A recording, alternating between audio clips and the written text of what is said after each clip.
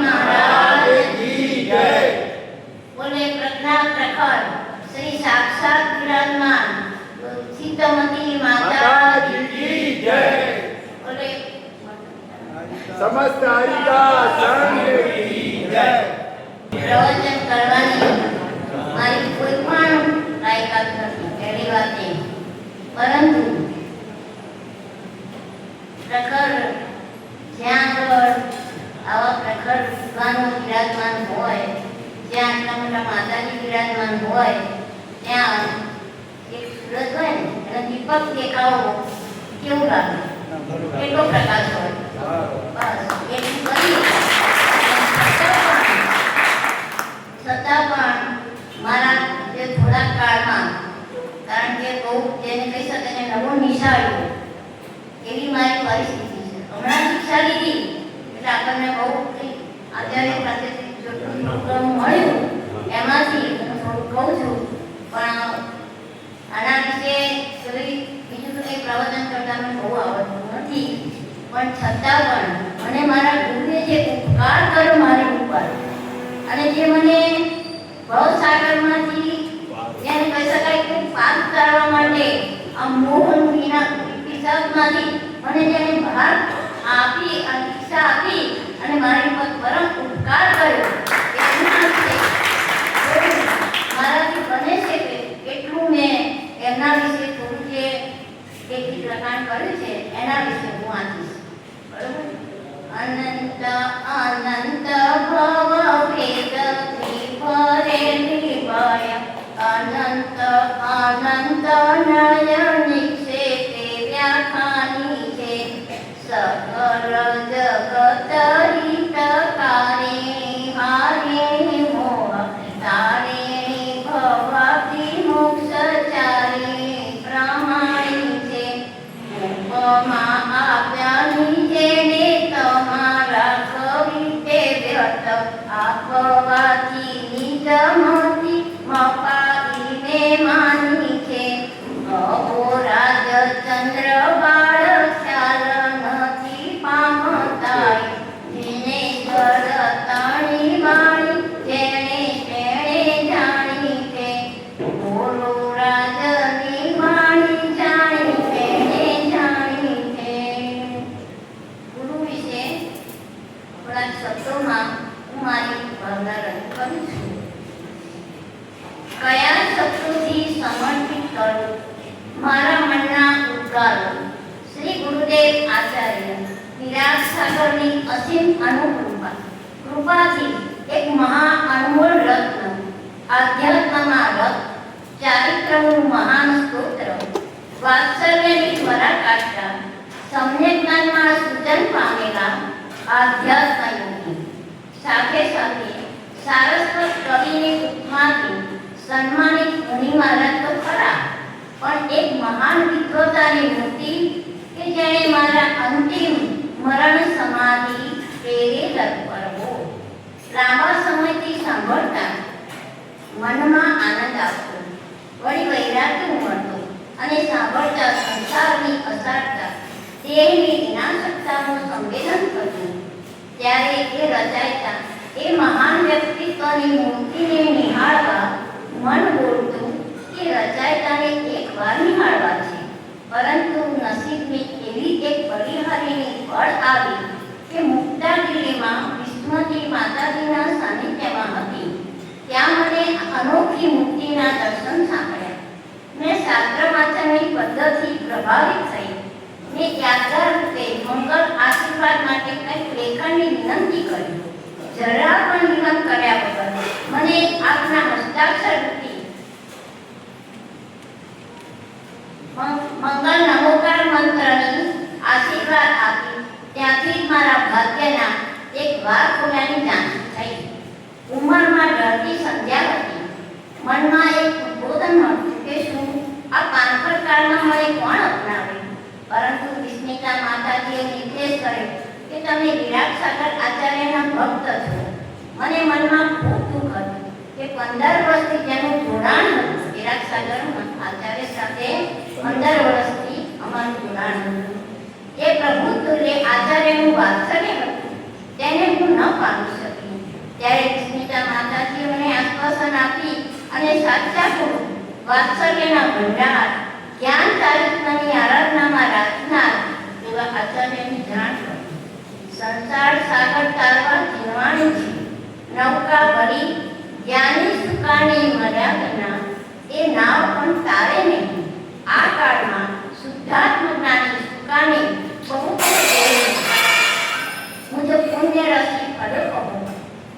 ગુરુ દિગ્ગજ સાગરથી મળ્યા. પહેલું સંસારમાં ગુરુ વિના હિત નહીં, ગુરુ વિના હિત નહીં, ગુરુ વિના હિત નહીં, કર્યું કશા કામ નહીં. ગુરુ વિના ટેક નહીં, ગુરુ વિના મેક નહીં, ગુરુ વિના એક્ય નહીં, ગુરુ ધામ રામ નહીં. ગુરુ વિના ધ્યાન નહીં, ગુરુ વિના જ્ઞાન નહીં, ગુરુ વિના ભાન નહીં, જીવું કોના કામ નહીં. આ તન તો વિષની લેગડી, गुरु अमृत की खान, शीश दिए तो गुरु मिले तो भी सत्ता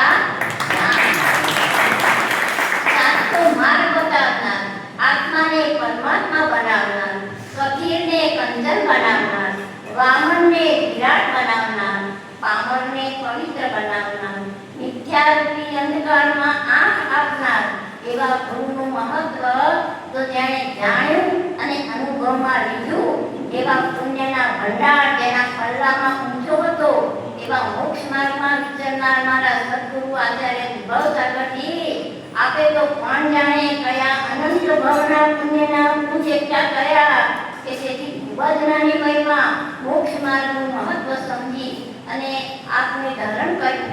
શુદ્ધ ઉપાદાન શક્તિ જન્મી કે નિમિત્ત રૂપે આત્મશક્તિ જગાડી.